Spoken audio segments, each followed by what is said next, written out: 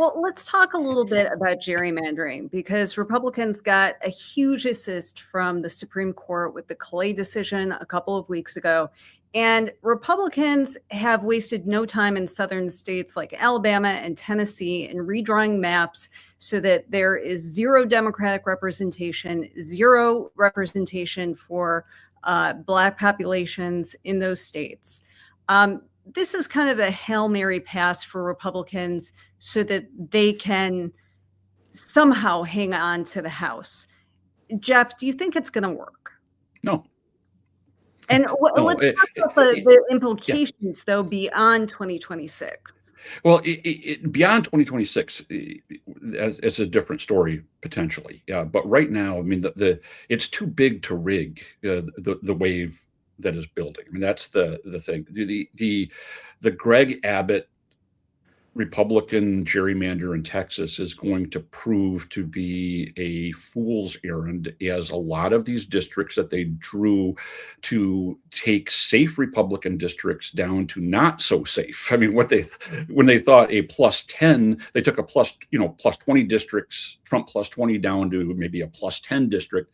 That's not safe in a year like this, and they're going to find out. They base those districts on Hispanic 2024 performance.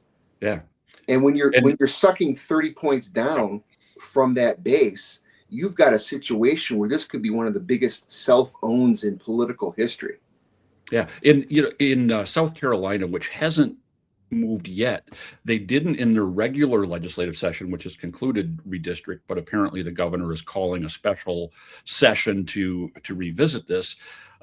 James Clyburn, who's long time, he was retired now, leadership in the House Democrats, the political titular head of the Congressional Black Caucus. He's not the actual head, but one of the most astute practitioners of elective politics in the country, says that the Republicans ought to be careful because they could lose up to 3 districts in South Carolina if they continue like this. And yes, you have to assume maybe there's a little bit of bravado in his statement, but not too much. I mean, they're going to slice their margins thin enough in those districts that they try to squeeze the oxygen out of Democratic chances, that they end up cutting themselves short in several districts.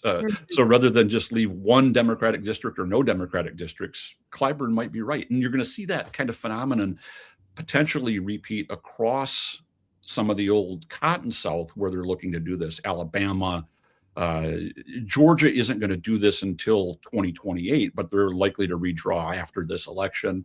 Louisiana, Mississippi is a possibility. But there was a good article out today in Larry Sabato's newsletter, another one. They've been really doing a good job of digging into this, the redistricting wars, who's gaining how many seats. And they say, if you make the argument, in the best case scenario, Republicans have gained 10 seats, maybe. That's wishful thinking at this point through redistricting. But this wave is 40 to 50 seats. Well, that's what he said. Yeah, the wave is 40 plus. So, they can withstand, though those 10 seats aren't going to make a difference. They might make the wave a little less big, but there's still going to be a wave. They're still going to switch majority. Now, 2028, different turnout, different circumstances, who knows? 2030, before the next redistricting, who knows? But I mean, right now, people who have never paid attention to gerrymandering, redistricting, are being forced to drink from this fire hose, hear it all the time.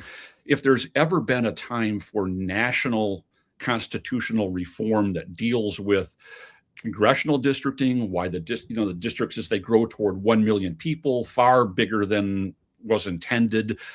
Not that we should have districts limited at 30,000 population like the Constitution first said back in 1789. We'd have more than 11,000 members of Congress, God help us. But we could see some structural reform. Don't discount that.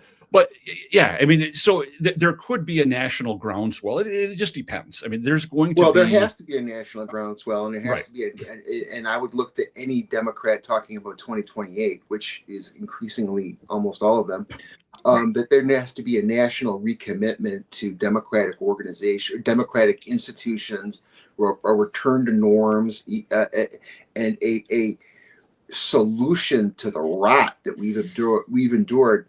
And this predates Trump. A lot of this stuff had to be done beforehand, and we didn't get to it. Now it's given birth to him. So we have to recommit ourselves to that in the future.